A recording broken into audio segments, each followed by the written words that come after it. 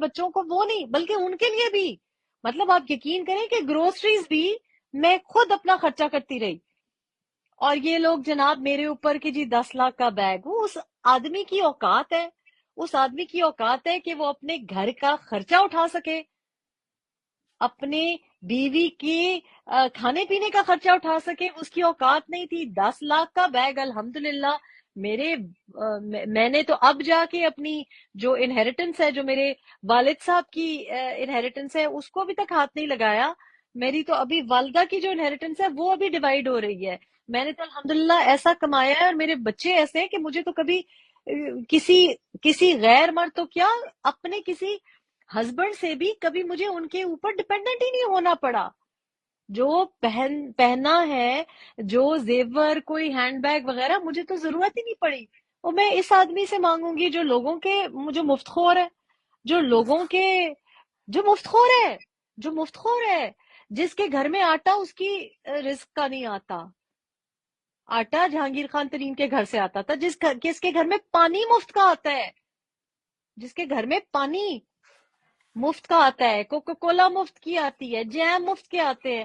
میں اس شخص سے 10 لاکھ کا بیگ کیا، میں نے اس سے ایک انگوٹھی کبھی نہیں توقع بھی کی. کبھی میں نے اس مہینے کا خرچہ توقع نہیں کیا. بھک منگوں سے تھوڑی مانگتے ہیں. ایک بندہ جو جاب لیس ہے، جس کا کوئی ارننگ ہی نہیں ہے، جس کا جو گھر ہے وہ پچھلی بیوی کی شاید دین ہے، پتہ نہیں کس نے دیا ہے، مجھے تو نہیں پتا. تو میں اس سے کچھ لکھواتی؟ نہ میں نے حق مہر کچھ لکھوایا، نہ میں نے اسے کبھی مینٹنس مانگی.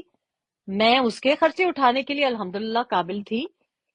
یہ تو آج اتنے سالوں کے بعد مجھے سمجھ آئی ہے کہ شوہر ہوتا کیا ہے. اب وہ مجھے سمجھ آئی ہے کہ اچھا یہ گھر چلاتا شوہر ہے. اب مجھے سمجھ آئی ہے. میں نے پہلا رمضان گزارا ہے، آپ یقین کریں سدیلا صاحب، مجھے اتنا اچھا لگا کہ شوہر ہے وہ نماز پڑھا رہا ہے، اور اس کے پیچھے آپ کھڑے ہو کہ جو نماز پڑھنے کا ایک وہ مجھے ساری زندگی گزاری، مجھے ایسا نصیب ہی نہیں ہوا تھا. اکیلے ہی ہم سحریوں پہ اٹھتے رہے، اکیلے ہی ہم نمازیں پڑھتے رہے.